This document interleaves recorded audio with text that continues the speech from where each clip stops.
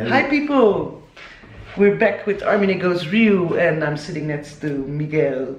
And we do it in English because Miguel speaks a little bit Dutch. Kleine beetje. Kleine beetje. And I met Miguel through an ad for a part as a prostitute. And I love to play prostitute. That's how we met. So, and we brainstorming about ideas and something. And I'm at the office of Mr. Frank. Tell me, it's a production company and you do commercials, maybe in the future feature films and documentaries. Yeah. First of all, the name Mr. Frank, where does it come from? Where does it come from? Oh my god, I knew that was going to be the first question. I wish I had a really interesting story to tell about Mr. Frank, and it sounds very blasé and very non-interesting, but we don't. We just really like the word frank. Frank means honesty, and obviously I tend to think that we are honest people doing the best we can and treating people with respect and being nice to people, which I think sometimes it's lacking on the movie industry. It is. So we try to do our best, and so Frank, frankly speaking, it comes a little bit from there. Everybody knows a Frank, you know, and it's very easy to remember. And also Mr. Frank doesn't mean anything. It's just Mr. Frank. It's not like aerial shots media or, you know, fast trucks shots. Productions. It's just Mr. Frank. It's nothing until you create images. It's a blank canvas where you can create whatever you want on it. So we decided not to influence people by our name, but just let people try to understand through our work and through our vision who Mr. Frank is, and let themselves create that image. So, and how many people work at Mr. Frank? Well, now a little bit more. We are with 12 people now. We were 3 a year ago.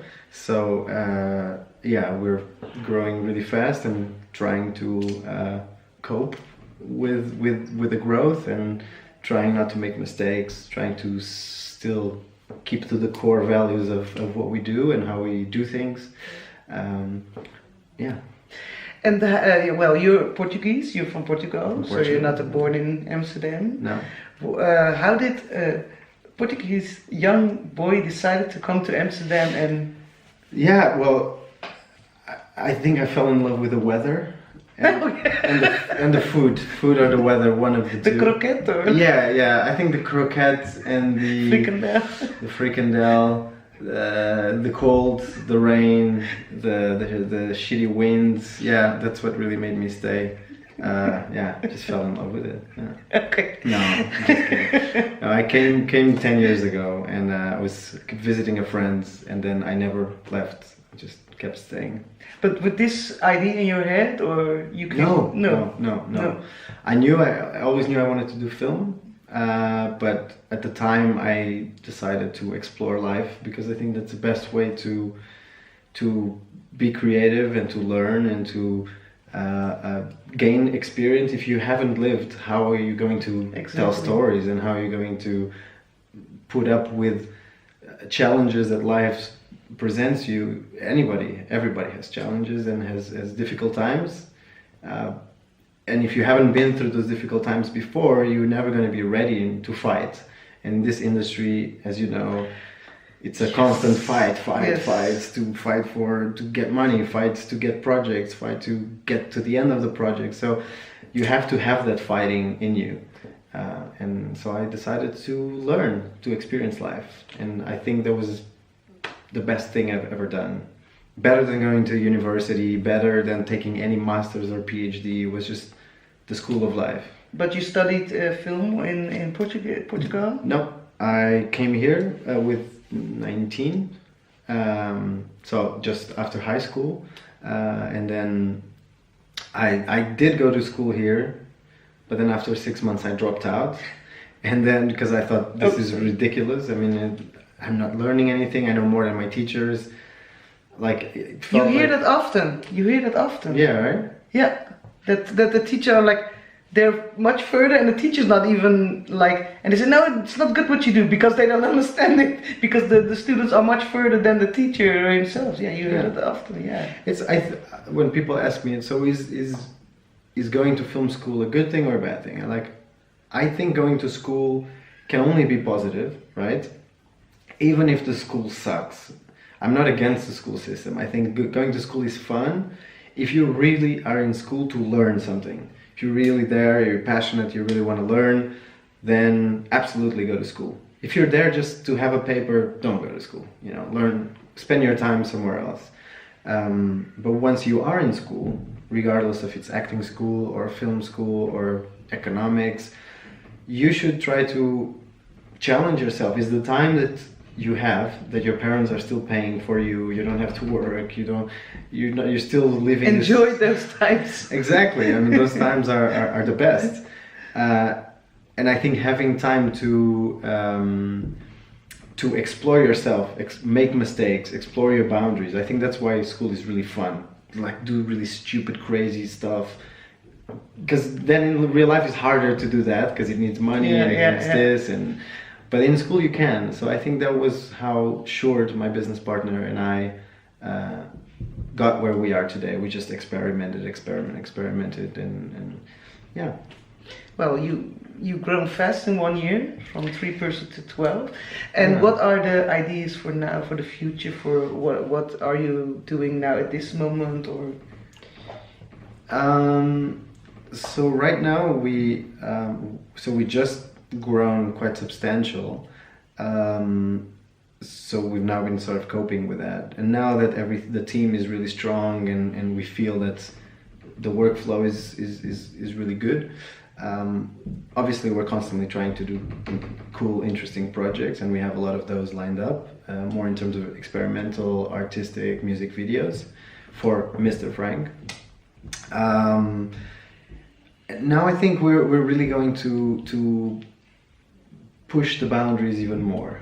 We got to a place where we're doing big commercials, we're starting to climb the ladder, starting to play ball with the bigger production companies, and it's going well, but we need to, so we're arriving to where they are, but we need to already start thinking over that. Like, when we get to where they are, how do we become better than them? Yeah. And how do we add to the conversation, and how do we keep inspiring other production companies and other filmmakers to push their own boundaries?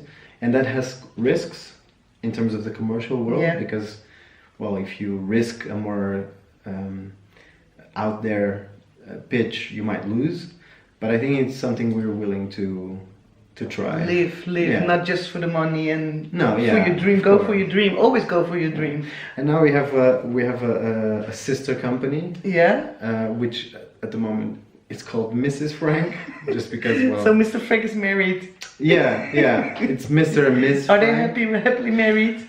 I don't know yet. Are they engaged? They're not married yet. They just met. Yeah, they just met. Yeah, they're dating. They're dating, exactly. Mr. Frank is sponsoring Miss Frank. It's basically giving money to Miss Frank, so Miss Frank can go and explore herself. And she is she's going to focus on fiction, shorts and features, and documentary shorts and fiction and features. We have a couple of projects in development now, both more in the documentary part than the fiction part. And it's very interesting, and we are trying to do exactly what we did for Mr. Frank, which is doing things in an international way, try to break the mold, try to do things a little different. We are trying to discover the world of funding and the film funds, and how does it work? How can we learn from what is being done now, and how can we do it better, hopefully, by international funding, by different sorts of funding. Now Netflix is in town, so everybody is well aware of that, and well aware that the industry is changing.